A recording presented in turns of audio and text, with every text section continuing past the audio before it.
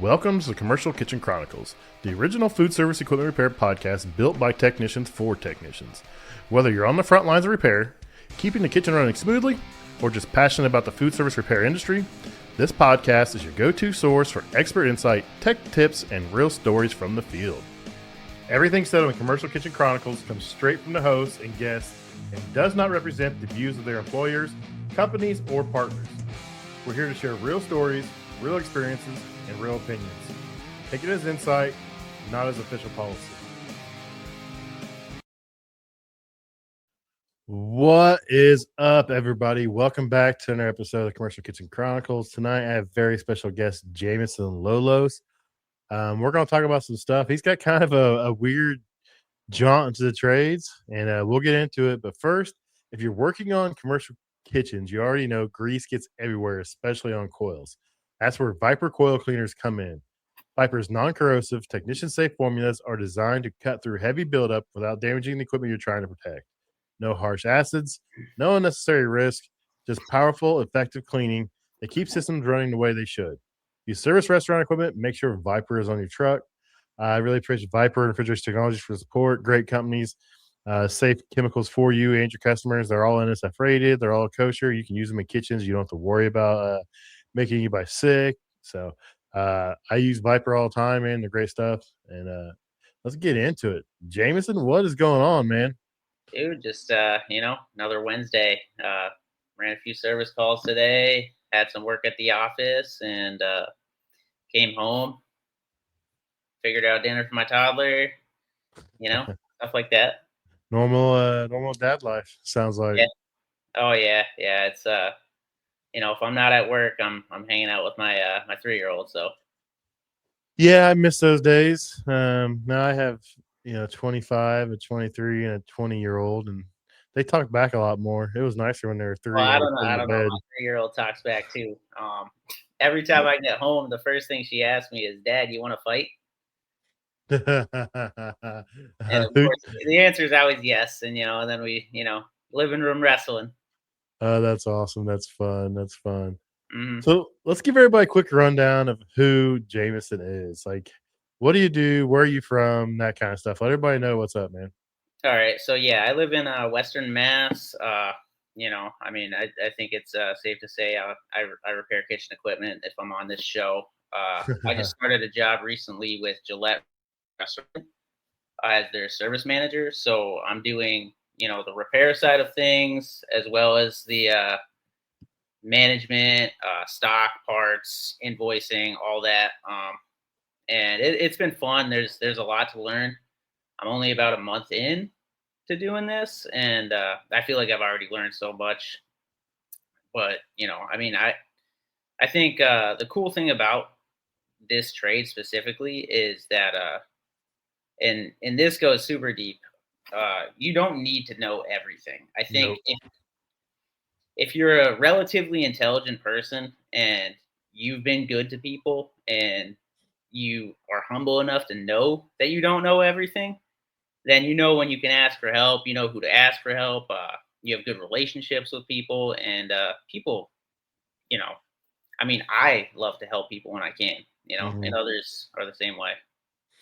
Yeah, everybody's like, "How are you so good at your job?" I was like, "Oh, I'm not good at my job. I'm just really good at finding information." Like, Exactly, man. it's Exactly. out there. You gotta know where to find it, who to reach out to, make a lot of friends, save a lot of phone numbers because you never know when someone's gonna bail your ass out. Oh, for sure. And but at the same time, study and do your due Oh, yeah, diligence because 100%. this stuff's not like some of it's easy, but a lot of it isn't. And if you can't read a wiring diagram, and if you don't know how to check gas pressure, use your combustion analyzer, stuff like that, like there's people can't help you. But if you know how to use your tools and you put forth effort, then so many people will help you. Yeah, I have a lot of guys call me and, like, they don't even try. I'm like, "Look, you gotta try some stuff before you call me." Like, I try not to be mean the first time, but if you keep calling me the same thing over and over and you didn't even check gas pressure or you don't even do this, I'm like, "Dude, quit calling me till you check that." Like, like, we've Yeah. had this conversation, the same piece of equipment over and over and over, and I mean, you're wasting my time and you're not either retaining or anything or you're not caring to even think about, trying it on your own, use one and answer. My favorite thing to do when somebody like who I know like they don't put forth effort, they call me for help. My favorite thing to do is just send them the service manual. You know? That's a good idea. It's a good idea. Yeah. I and it's wild what people do. When I give tech support, I try to, even though I know what the answer is, I try to lead them down that path. I try to get them to check certain things, and it's amazing how many guys never call you back. I'm like, "Did you figure that out?" "Well, yeah, I checked this, this, and this, and found out it was this." I was like, "Yeah, that's what I wanted you to do. That's why I asked you the questions I asked you." Like, Yeah. "Oh," I'm like, "'Cause if you do that, you're gonna remember that. You taught yourself that, and you're gonna like, okay, next time, hopefully you remember that situation and you can work back through it and fix it yourself without calling me or somebody else."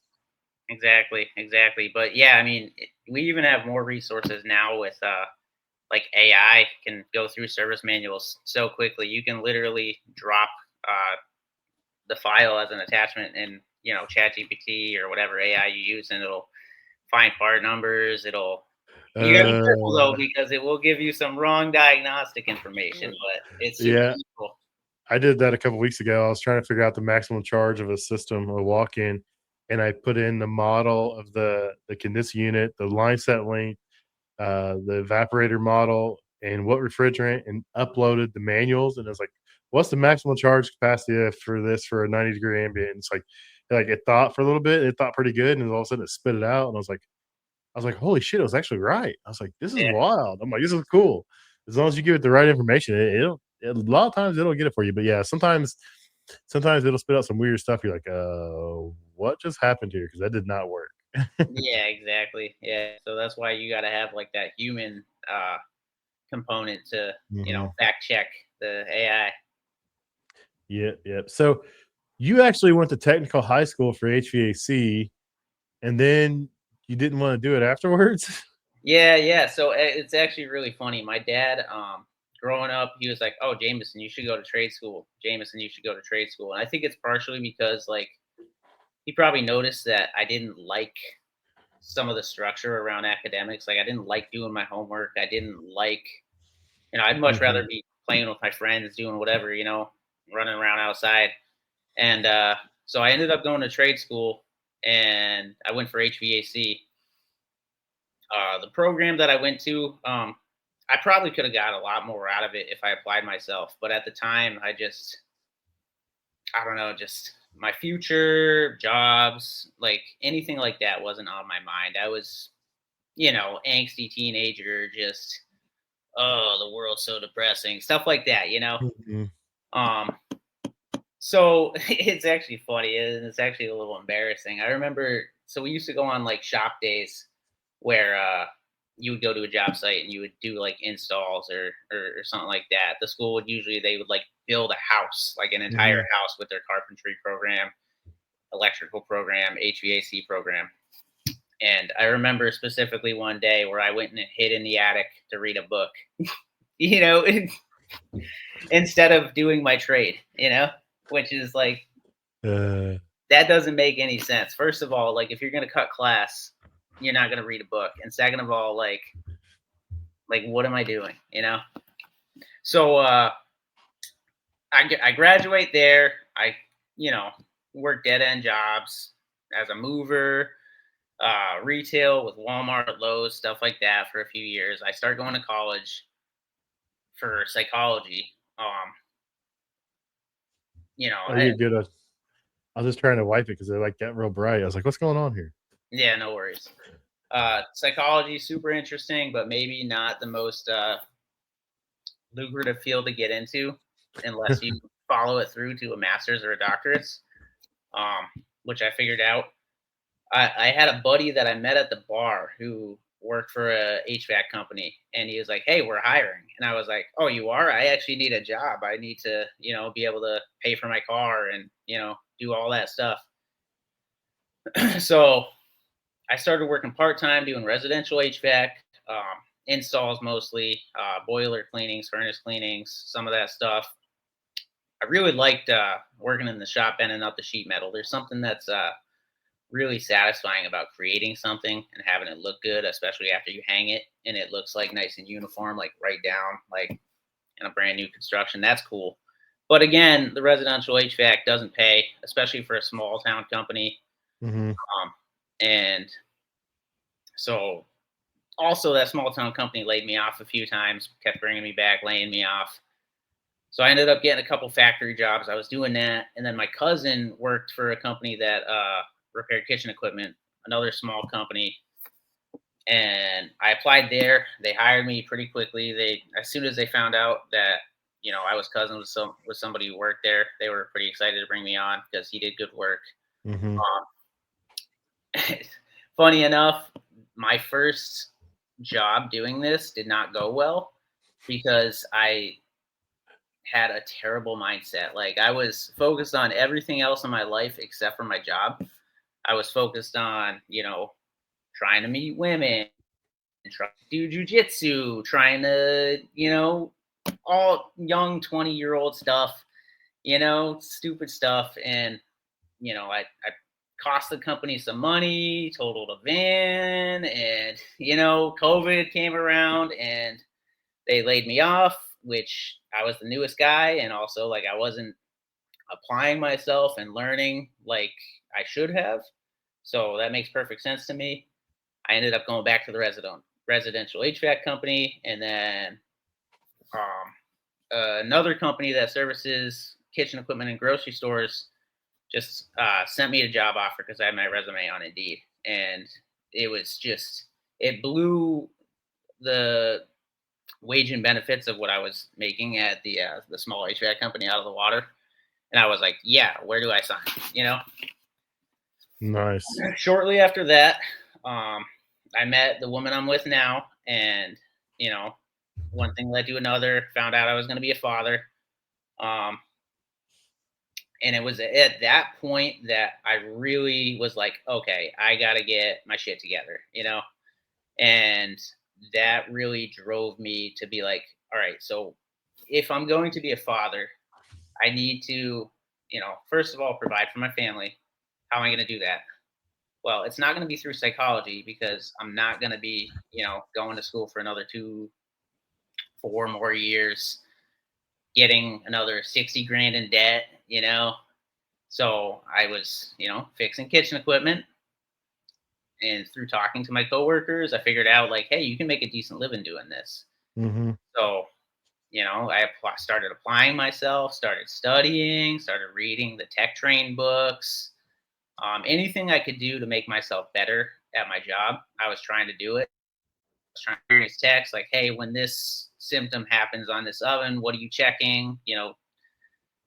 Anything and everything. And it's funny when you apply yourself, just like how quickly you get good at something. And Yeah, it's not a hard industry. I mean, there's a lot of stuff that can be confusing, but you just gotta break it down step by step, piece by piece, sequence operations, and you can pretty much figure anything out we work on. mhm. And I find the difference between like because I've been in this specific trade for about 7 years, and the difference between the good techs and the techs who are just punching the clock, the ones who they're just ordering parts, whatever, is the good techs actually care and they just put forth effort, and that's it. That's really it. Granted, there's a couple exceptions where it's like, okay, yeah, maybe you're in the wrong field, but it's all effort. Just are you studying? Are you trying? And that's it. Yeah, yeah, I run it all the time, guys that aren't even trying. I'm like, "Man, this is wild." Like, "Dude, this wasn't even hard." Like, "Did you just not try? Did you guess or what?" And, it just seems like guys get in the habit of just, like, ordering parts, "Oh, I think it's this," and order a bunch of parts, throw it in there, and it doesn't fix it. You order more parts. I'm like, "Dude, like, I don't wanna change parts. I wanna fix what's wrong." Like, Yeah. it's like, And I like don't get that understand, mindset. and you want to understand because the more you know and the more you understand, the easier your life gets. Like if you understand what you're doing, then you don't go into work stressed out. Yeah. So Adrian's got a great point. He says, "Unfortunately or fortunately for you, the smallest amount of effort sets you apart." And that's, I mean, Adrian's a business owner. He gets it. He probably has to hire and fire people, and he's just like, "Do you even try?" He'd be Yeah. like, "That'd be rough, man. You just got to Oh, yeah. try." So, And it's like that for everything, man. mhm. Everything in life it's all directly tied to effort and practice. Everything is all about, like, if you don't practice, you're not going to be good at something. If you don't study, you're not going to know it. That's it. It's just effort. Hmm. And I think my daughter, she really, when I found out she was going to come into this world, that was it. That was really like, I gotta try. I gotta practice. I Yeah, gotta put forth effort. yeah, yeah. Serious. Someone else relies on you. It's not just you now. It's somebody else. You're responsible for this person, this being, and it's like you got to do everything you can to give them everything that you maybe didn't have or everything you wanted you couldn't give them. So, Hmm. I fully see that, dude. I became a dad really young, and I struggled and I worked my ass off to give my kids everything I could. I'd send them on vacation. I'd stay and work. I did what I kids so my kids could be better off than me. And and they understand it now. But man, it's just you want your kids to have everything you didn't have plus more, and it's hard to do, man. Oh yeah, yeah. But that's what it's about. Like, if I can, at the very least, provide opportunity for my daughter to Mhm, do whatever she wants. Then I'll be happy.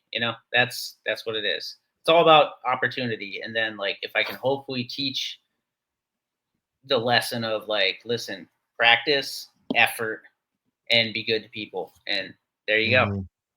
Yeah, Panda says it's hard to hire people to actually care these days, and that's a good point, dude. That's something you can't teach people. Like some people have the ability to fix things, they don't care. And if you can hire someone that actually cares and wants to learn, you got it made, man. That's two big steps in the right direction for any technician or any person wanting to learn this industry. Yeah, yeah, that's something I'm gonna have to figure out how to do, because once business picks up a little bit, I'm like, all right, I need to make sure that whoever the first person I hire is good help. Yeah. Yeah, and it's that's the hard thing to do, man. I've seen all different sides of it. I have this conversation all the time because I help with some interview stuff and some other things with my managers, and it's like, dude, like, what are we doing here? I'm like, this is wild. Like, how are we even in this position? They're like, you ought to see the people that apply. It's like these are the ones that get through. I'm like, what are the ones you didn't get through? Let me see them, man. I need a good laugh, I guess. Oh yeah, yeah. I Uh, mean, they make it really easy to apply nowadays with Indeed and all that. I mean, mhm. most of the jobs that I've gotten over the past few years, like, I didn't apply. It was just because my resume was active on Indeed. But I can't imagine the people who are, like, actually submitting their applications. You know? Well, and people are using AI to write their freaking resumes, dude. And dude, you don't know what's true, what's false, what's embellished. I'm like, I see some resumes like, dude, that guy did not write that. I was like, if that guy wrote that resume, he doesn't need to be working here. He I needs. think one thing that I want to make sure I do is I want to come up with some sort of, like, technical assessment for, like, because I am hiring for a skilled trade. So, like, Mhm. I need to make sure, like, you can read a wiring diagram at least to some extent. Yeah, so Safesa, I don't know if you guys do anything with Safesa, but they actually have we're actually redoing and they're supposed to relaunch them here soon. But it's like assessment tests or like 15 to 20 questions for electrical, gas, refrigeration, and like you can give those to the people, and it kind of gives you a baseline of assessment. Yeah. Um, but there is the guys that can't test and they can fix anything, so you got to kind of still distinguish a little bit, but it kind of gives you something to look at. Yeah, yeah, it's definitely like there's like a psychological evaluation portion to it, and then it's like, how do they make you feel as a person? I Yeah. imagine interviewing is pretty tough to do. Yeah, and, I'm a technician at heart, and they're trying to move me in some different roles, but, like a technician mind is like you see a problem, you fix it, you know what I mean? Like, you react to that problem, you fix it, and in management, you can't you may see a problem and know how to fix it, but you can't go right to that problem and fix it because you gotta jump through this hoop and this hoop and this hoop, and that's what drives me nuts about trying to, do some of the other things I'm doing. Is like, I can't just like, "You suck, you're fired," you know what I mean? Yeah, that's what I'm hoping. Because I work for a smaller company, Gillette Restaurant Equipment. There's less than 10 people on the staff. So I think I'll have a little bit more flexibility when it comes to decision making and solving problems. But when you work for, like, large corporations, we if you're in the kitchen industry, you know which ones they are. There's a lot of people you got to run decisions by. Yeah, yeah. And some days I think it's good, some days I think it's bad, but it is what it is. I enjoy what I do. I enjoy getting to interact with people. I enjoy, being involved in that hiring process, and it's Yeah, just part of it. I mean, it's just trying to grow what I do and build out more. So yeah, heck yeah, man. a lot of guys are in the chat talking about hire from trade schools and that kind of stuff. We've had some guys from some trade schools, um, and some trade schools are better than others. I'm not gonna lie. Some out there for-profit trade schools are just pumping people out, and they pretty much give everybody grades so they can keep up those passing grades to get a grant, qualifications, that kind of stuff. So it's kind of a double-edged sword. You got to watch what you get from trade schools. Yeah, We've had really good luck hiring like kids right out of high school that are like athletes, like sports minded kids because they're coachable already. They've been coached for years in sports, and most of them want to succeed and they want to win, and it transfers over pretty well. So that may be something to look at too. yeah, that actually makes a lot of sense. Yeah, I think wanting to win is a big thing. Being able to be part of a team. I mean, athletes, like especially in team sports, like that's important. hmm So Adrian, he's building up some guys over there. He's trying to grow a bunch. He's doing some pretty cool stuff, and he says he's training two from scratch and one from a trade school, and now he's looking for a slightly experienced tech to help with the load. Yeah, training's an investment, man. You're gonna lose money on guys. They're gonna rise people.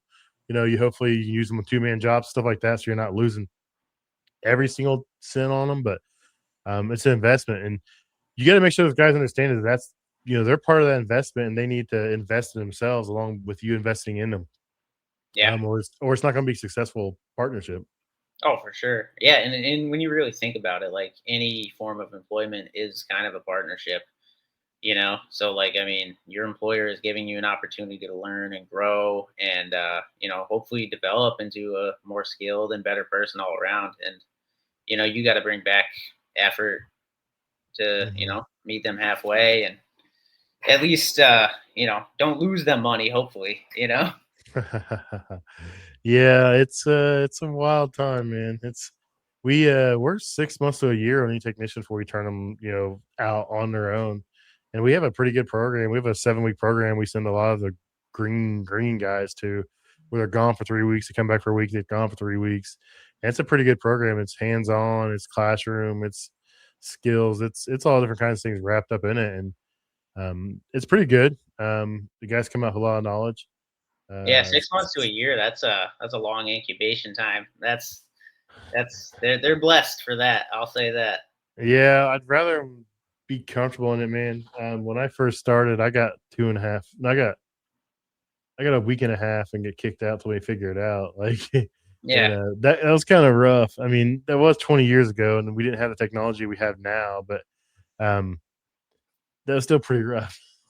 yeah. I remember when at the first company I worked for, and keep in mind that like my mindset was not proper for learning at this company. But I remember when I was the first day I was out on my own, I called the owner and I didn't know what a vacuum breaker was. And I was working on a dishwasher, right? And I'm like, hey man, this thing is doing blah blah blah blah. And he's like, go check this on the wall. And I'm like, what is that? And it's just like thinking back, I'm like, oh God, he must have been so upset, frustrated, like he just invested, a few months into training me and I don't even know what this is. Yeah, but I mean, I've been doing this 20 years, and I still come across things I don't know what they are. I'm like, what Yeah. is that? What does that do? And I'm like, I got to figure it out. And um, it is what it is. What you make of it. You got to keep a good outlook, a good positive mindset, and you'll be all right. Don't Oh, beat yourself up sure. too bad. You're never gonna know everything. If you think you do, you're wrong. So, Yep. Yep. That's exactly what I say, like you never know everything. Somebody is hours better at some aspect mhm. than you. And so it's like going back to the like being humble and recognizing like that, like, all right, I've hit a wall and now it's time to call for help. Yeah, and you gotta understand your limits. You gotta know, like, hey, I screwed up. Like, don't be scared to say you screwed up. Don't be scared to tell a customer you screwed up. Don't be scared to tell your boss you screwed up. I'd rather have a guy tell me he screwed up so I can fix it or use it as a teaching moment or make sure the customer's aware and take care of the customer than a guy that tries to hide it and everything else, and then the customer finds out, or I have to find out secondhand or whatever. And I'm like, man, this is the unit goes back down, someone else back out there, and this guy did this, and this. I'm like, dude, if you'd have been upfront with me, we could have caught this before it went back down. I could, we could have fixed this situation. Yeah, Like, just, I'm never gonna be mad if you tell me you made a mistake and you want to fix it. Like, I'm gonna be mad when you make a mistake and you hide it, because if you're there's trying to some guys hide who it, like to you try. know you're wrong. There's some guys who like to try to keep the illusion that they know everything. Like they're out here trying to like fool everyone into thinking that like they're the master tech, and it's like, oh, there's one guy specifically that comes to mind, and if any of my coworkers from my last company watch this, they're gonna know.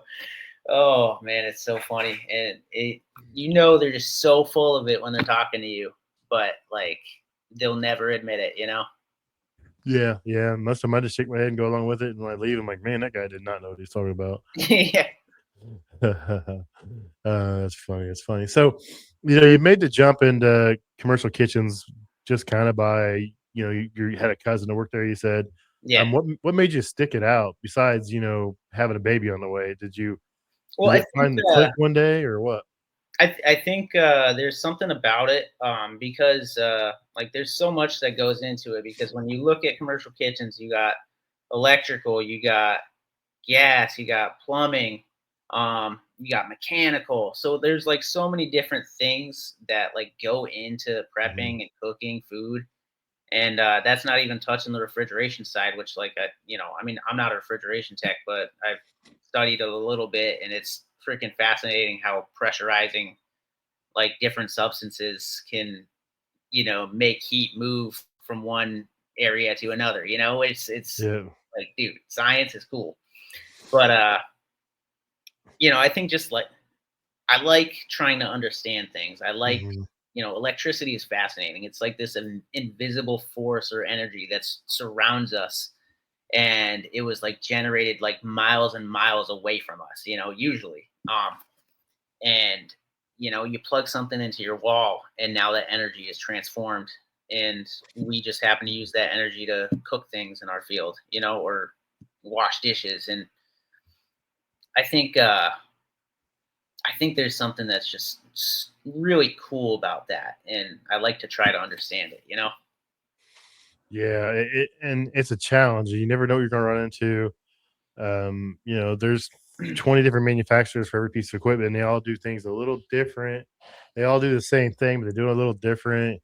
It's fun, man. I always like that challenge aspect. I like being the guy that can go in, other people can't fix it, and you get the call, you go ahead and you fix it or whatever. You're the hero. And I guess it's kind of selfish, but like it kind of feeds my ego a little bit. But I I love that feeling of like accomplishment of like I did this, I beat this, and it's just something about that just kind of makes my day. Yeah, I mean, I think it's okay to have an ego. Everybody has an ego. That's part of like what makes you take pride in what you do. Just keep it in check. Don't let it get too big. Don't let it get you in trouble, because it will. It will, because believe me, I have my days where, oh, I can fix anything, and then I'll go on something stupid, and I'm like, how did I let that kick my ass? Bro, Like, it's like a roller coaster sometimes, man, because it's like, you'll go a little while where like every service call is going your way, you're figuring it out, and then like you'll have something where you'll be back there like 4 or 5 times, you know, like, and it doesn't happen often, but it's gonna no. happen. It's gonna happen, and you're slamming your head off the wall, and it's like at some point you have to admit it's like, all right, I need you to send somebody else because I don't know what's happening. Dude, I have those days, man. Like, I'll just like I can't fix anything. The simplest of equipment just beats me up, and I'm just like, what am I? I'm like, I'll tell my dispatcher, I was like, you can't give me any more calls. Like, I gotta go home and I gotta get away from this for a while. Like, oh, well, it's early. I'm like, I can't fix anything today. Just leave me alone. We'll try again tomorrow. It's like, just trust me. I cannot do this today. I'm going home. And eventually she said, okay. But Yeah. like, I mean, we all have those days. Like, dude, it's funny. My son, he's doing really well, but like he has a pretty big ego. And like every once in a while he'll get a day where something just beats his ass and he calls me and he's just like, you can just tell like he's ready to give up in his voice. I'm like, don't do it. Don't do it. Like, you'll get past it. Like, you have those days. Like, I've been doing it 20 years. I still have those days, man. Don't let it get to you. Yeah, my coworkers, they'll tell me that I'm really stubborn and that like I think I can fix anything. and that's how I get myself into trouble. Oh, 100%. Yeah. Like, I'm like, yeah, I can fix it. When really I should be like, hey, you should probably get a new unit. Yeah. Me and my son had that conversation today because he's got an old Vulcan kettle.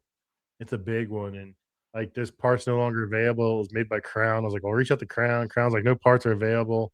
It had a low water issue.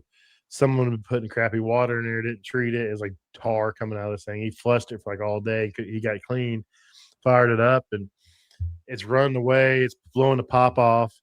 But the pressure gauge is bad. So the pressure gauge doesn't work. I was like, I can find an aftermarket pressure gauge so we can at least see what it's popping off at. He's like, so then what? He's like, we find out it's popping off early. He's like, that pressure relief valve's $1,500. Okay. Well, we put a pressure relief valve in there, and now the thermostat's stuck. It's running away and won't shut off. He said, you can't get that thermostat. He said, so we're out an aftermarket pressure gauge, and we're out a $1,500 pressure relief valve. What are we gonna do at that point? And I was like, you know what? I was like, you're right. I was like, the reason it's going off on low water is because that thermostat's been running away, blowing that pop off. There's no sense in starting dumping, let's dump $2,500, $3,000 into this thing just to be like, oh, we can't fix it. I'm like, Yeah, call the customer and tell them, like, hey, give them the rundown just like we just went through.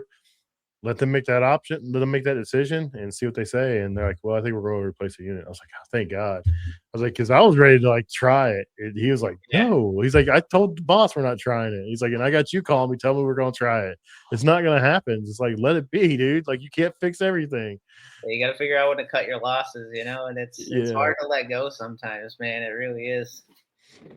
Yeah, it's funny. It's funny. So 5 years hot side at grocery stores. Is that all you did was grocery stores? Did you do restaurants too, or what was it? Just We would mix it. do the occasional restaurant, gas stations. You know, it really it was is 90% grocery stores though.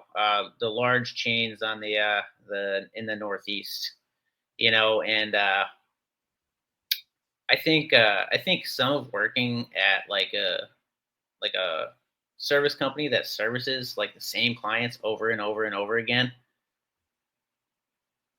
it kind of lets some of the techs develop really lazy habits because you're Mhm, servicing the same equipment again and again and again, and so you can mhm. kind of like troubleshoot without testing anything when you know the equipment that you're going to work on.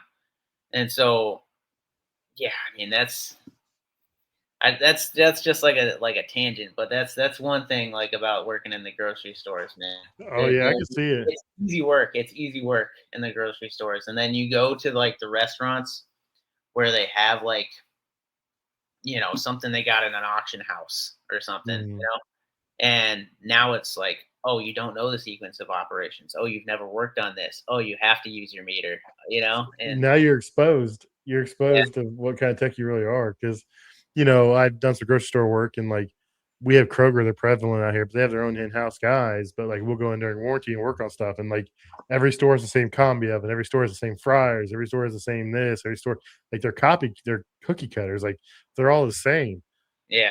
I'm like, "Man, I don't know if I can do this," and the Kroger was like, "Oh, it's easy, everything's the same." I'm like, That's not me though, dude. I don't want easy. I want a challenge. I want different. I want" and if I do the same thing every single day, I'm back to hating my job. That's why I When you're love my working on the job. same henny penny pressure fryer, the single vat again and again, it's like they can only be so many things, you know? Yeah. Oh, look, it's leaking grease out the element holes. Oh, look, the contactor's bad. Oh, look. Yeah, it's like, "Oh, Yeah. look, it's the same thing." Yeah. Yeah, I can see it. So, that'd be kinda But frustrating. You get in bad habits, like you said, though, because it's the same thing. You just, like, you're not even at this point, you're like, "Oh, this doesn't work. Let's change this." Okay, yeah, it and worked. then every now and then you get a actual service call at the grocery store where you have to be a good tech and you have to use your meter and you have to, and that's where you see like who knows what's what and who doesn't. But yeah, Nice. I do like the grocery store work though. I like working on the bakery ovens, the rack ovens, the rotational ones, um, the auto slicers. Those are fun to work on. Yeah, we had a chain we did a bunch of work for. They've got 2 stores in my area. They're from out I know they're out in the Pennsylvania area, but they built a couple stores here as trials, and they had all the automatic slicers we had to go fix and put all the little blades on, had the little tension thing, and That was fun to work on. They had a bunch of different stuff I didn't get to work on until they came around, and it was always fun working on some different stuff. Yeah, for sure. Yeah, sometimes it's frustrating, but I mean, growth comes with a little bit of discomfort. That's what they say. Not to be too cliche. Yeah, nothing good ever comes out of your comfort zone, I think is what it is, something like that. Yeah, for sure, for sure. Exactly. Um, so what was, one of the craziest service calls you've had in a supermarket, atmosphere when you were there? Oh man, in a supermarket, I feel like the supermarkets are kind of routine, but I changed a gas valve on a pizza oven at a pizza place one time, through a window outside. That was that was pretty crazy, man. It was one of them Yeah. deck ovens that has the access panel on the side, and it was pushed all the way up against the wall. And I walked in and I was like, oh no, right? And then I like looked again, and there's like a window like right next to the access panel, and I was like, yeah, are you serious, man? Is that how I'm gonna have to do this, dude? I had to climb through the window up on top of the oven to shut the gas off. like, dude, it was ridiculous. It was ridiculous. Dude, those pizza ovens, they always put the gas valves on top of them or behind them, and you can't get to them. Yeah, Could you not pipe it down the wall and put a shut off over here off to the side? You had to put it on top of or behind you. You're shimmying underneath, these three big giant deck ovens, and you're scared to death shimmying under them, or you're yeah. climbing on top of them, just waiting for it to fall down. I'm like, this is not cool. Like, can I just shut the gas off the whole building? I worked on this dishwasher. Shout out Mark Sala. Um, at a large warehouse facility for man, I think it might have been Trader Joe's. I don't know. It could have been somewhere else. But the way, like, so it was a Douglas huge style dishwasher, like big conveyor dishwasher, and we had to change out the draft motors. Mhm. And dude, the way these stacks were mounted from the ceiling, like it was the sketchiest job I have ever done. It was whoo whoo. Yeah, I did a crazy stack on a Douglas hot washer at a Walmart. They wanted it moved out like 6 inches from the wall, Yeah, and it has this big 8-inch Schedule 80 PVC vent to go up to the roof.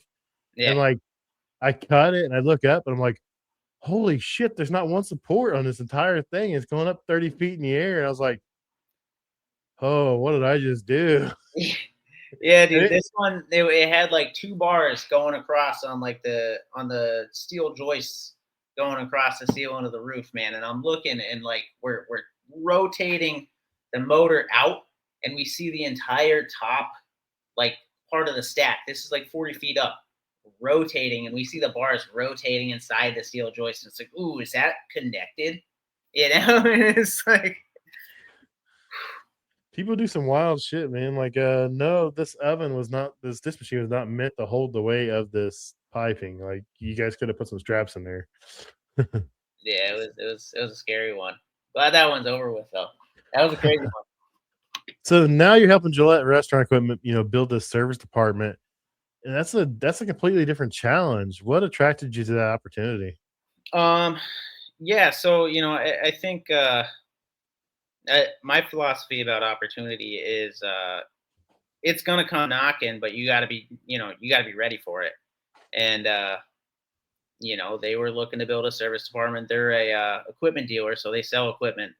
They didn't have any techs in house at the time. They had some in-house technicians in the past. But yeah, so they were looking to build a service department. They sent me a message on Indeed asking if I was interested. I replied.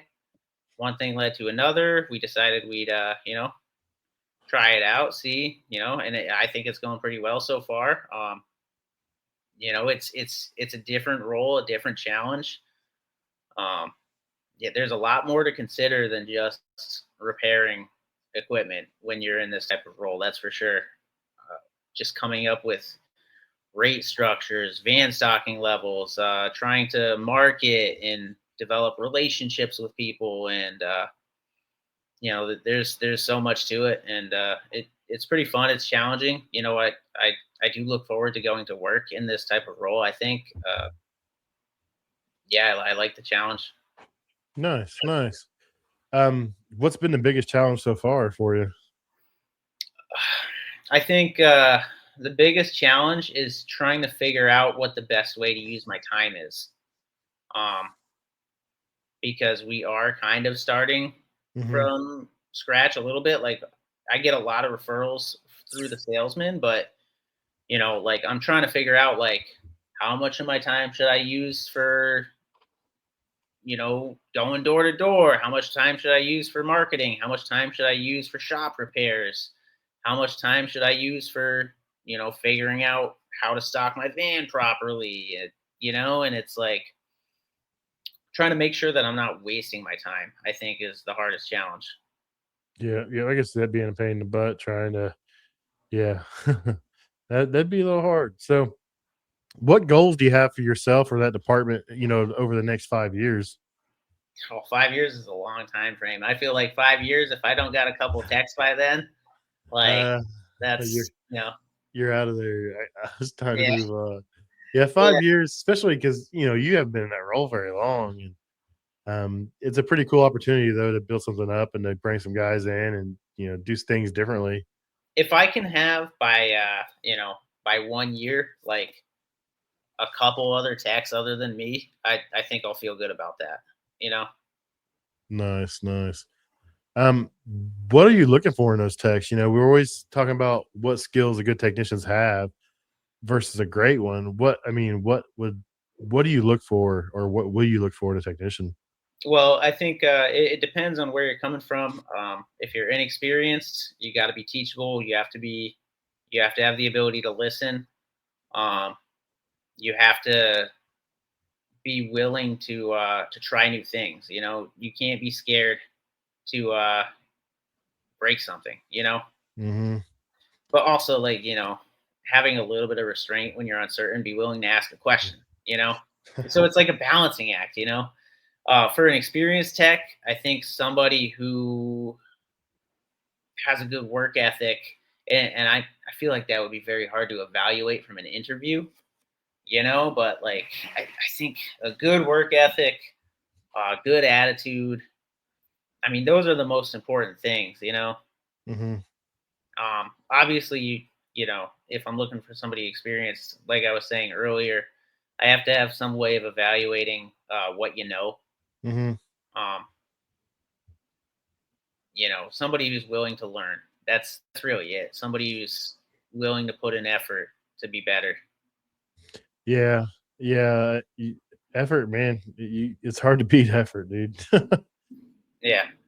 So, you talked about how becoming a father or having someone depend on you, like, changed your perspective on work, like, it made you realize that you need to focus or be better at your job.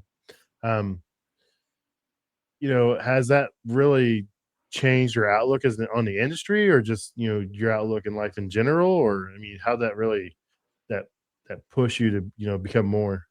It changed almost everything about uh, Mhm. how I pursue life. I Yeah. mean, there's things that were important to me then that I would still like to do Mhm. that aren't important anymore. Like my own selfish goals and hobbies. Like, those are things that I want to do, but they're not important.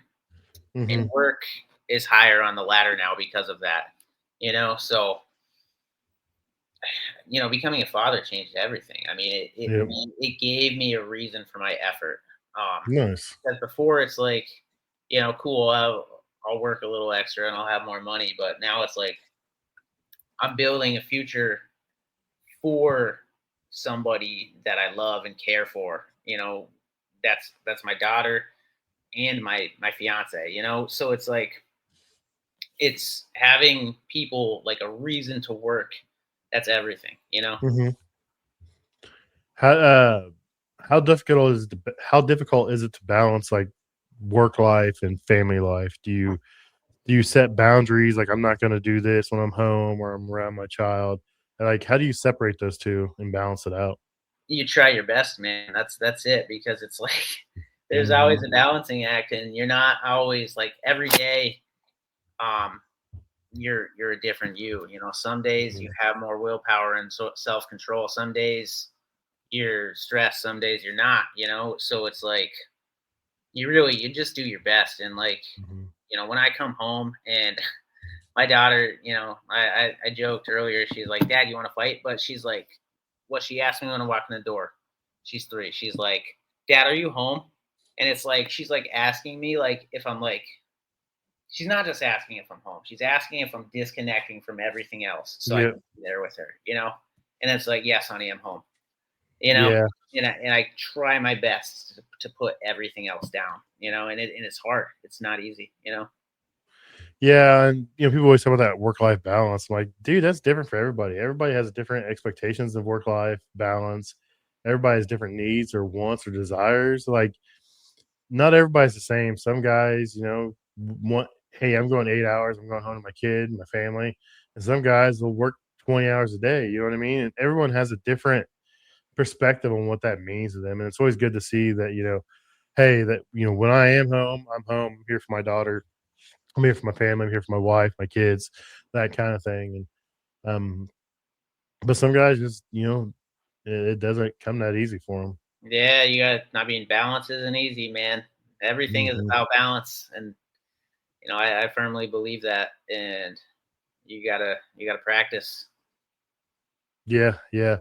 Austin Mechanical says if you are an owner, there is no balance. Yeah, look at Rich. He was in the chat earlier. He's like, I'm not even on call, but why am I on this walk-in cooler? Someone said, and someone says because you're the boss. That's why. Yeah, yeah. I think that's you know, I think we all hope to get to a position where we're not on call 24/7. But when you are the owner and you hold the ultimate responsibility, that's where you're gonna find yourself. Dude, I'm 24/7 on call, and I'm not the owner. Yeah. Unfortunately, it is what it is for what I do, and I'm not knocking. I don't complain. I'm there for my guys. I'm there for anybody that has a question. I've had people messaging me, jump in my inbox on in DMs and stuff, and ask me questions, and I try to help them out where I can. If I can, I send them on down the road to somebody else. Maybe they can, but uh, it's been a fun, rewarding career, and if looking back, I wouldn't change anything. I've enjoyed what I've done. I've enjoyed the fruits of my labor, and now I'm slowing down a little bit, get to do some more things, but it's fun to see my kids involved in it and go from there. I think it's cool that you're putting yourself in a role where you're teaching and you're leading the next generation in a way. I think it's cool that you are trying to use your platform to try to find the next generation of blue collar workers. Hmm. It's fun. It's fun. There's challenges. Like I said, there's days I don't want to do it anymore, but it is what it is. Um, if someone was to come to you and ask you, on the fence about entering the trades, would you give them any advice, or what would you tell them? Um, yeah, I mean, I think the trades are great for people who aren't afraid to work. I think learning a skill can teach you so much. I mean, just doing this, like, I mean, it's the most useful thing I've ever done. I mean, I bought a house, I don't know, a little over a year ago, and there's so many stupid little repairs that because I do, this Hmm. trade, it's like, it's not a problem. Whereas like if I didn't do a trade, it's a problem. I think trades are very valuable, and I think that I mean, college isn't the answer for everybody, man. And if you were really to ask me, and I don't want to get too deep into the weeds, I don't like the way they do college, man. I don't like it. I think it's Uh, kind of a scam, you I know. think I'm the same way, man. Like, if you know what you want to do and it's going to apply to what you do, that's fine. But like, they give anybody a loan and you're stuck paying on that for years. You can't default on it like every other loan. Like, it's there for years, and they're going to get their money one way or another. And it's My just, 18-year-old self did not know what he was doing, you dude, know. my son wanted to go to Northeastern or Southeastern Oklahoma University of his buddy. His buddy went there for rodeo. He wanted to go there and learn take business. I said, no, you want to go there and party. And he just smiled. I said, "Well," I said, "I'm not signing those loan papers, dude." I said, "That's on you." I said, "When you get kicked out," I said, "you still got to pay that back." Yeah. And he looked at me and was like, "Oh shit, maybe I shouldn't do this." Yeah, man. Thankfully, he had somebody to be like, "Hey, you got to think about this a little deeper." At the very least, because I think anybody with the right mindset and intention, you can go to college, but Oh yeah, 100%. you have to be committed. Like anything, like I didn't get good at my trade until I was committed. You know, Yep, commitment, effort. That's what it takes. 100%. So, where can everybody find you? I'm sorry to cut you off. I got a night job tonight, guys. So as soon as I get off here, I'm driving to go install double stack Lincoln conveyor ovens at a Red Lobster. So I got to cut this a little short.